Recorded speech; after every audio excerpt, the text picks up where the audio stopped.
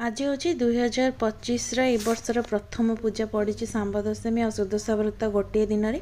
तो प्रथम एवं सांब दशमी पूजा प्रिपरेशन चलती। माई प्रथम आसिक घट्रे घट बसई देती। ये आमर सब एपटे साइड माने बालेश्वर पटे पूजा अलग, भुवनेश्वर पटे पूजा अलग। ये 5 प्रकार पानी रही। गोटे नॉर्मल पानी, गंगा पानी, क्षीर टी रही, गुड़ पानी, गोटे हलदी पानी। आठी सब भोग जो छुआ जोटा मानसिक हो सी भोग रही। आईटा अर्घ्य ये 5टा फल निआई, कदली, कंदमूल, करमंगा, कुली, आ गोटे बरकोली, आ गोटे गुआ। तो ये फास्ट माई पूजा स्टार्ट है। तापर अर्घ दिया होची। प्रथम एमती सब फल 5 फल रखी 5 प्रकार पानी देकी आगे सेटा को धुआ हम। तापर एठी आलती पर भोग लगा हब।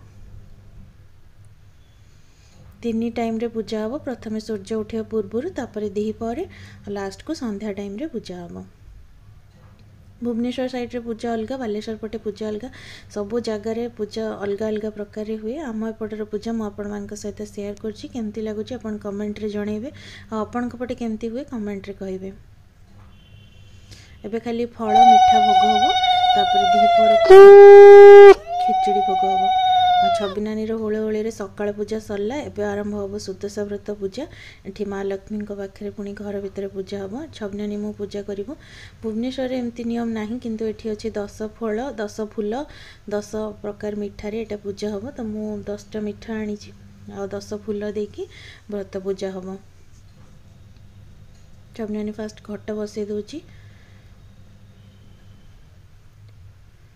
आम शाशुघर पाखे मम्मी तंकर मंडा पिठा करके पूजा करती, किंतु एठी हमर 10 फल कि 10 मिठा एमती देकी पूजा कराब। फास्ट व्रत हलदी पानी रे धोईकी सेठी 10टा चाउल दिगला, चंदन सिंदूर लगे व्रत पूजा करागला।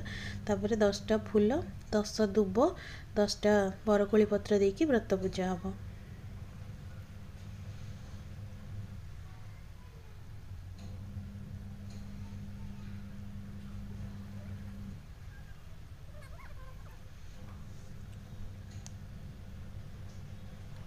तापरे आमर एमती पूजा है। आशा करछि आपण मानक ये वीडियोटा भल लगी। जदि भल लगे लाइक शेयर कमेंट निश्चय करेंगे।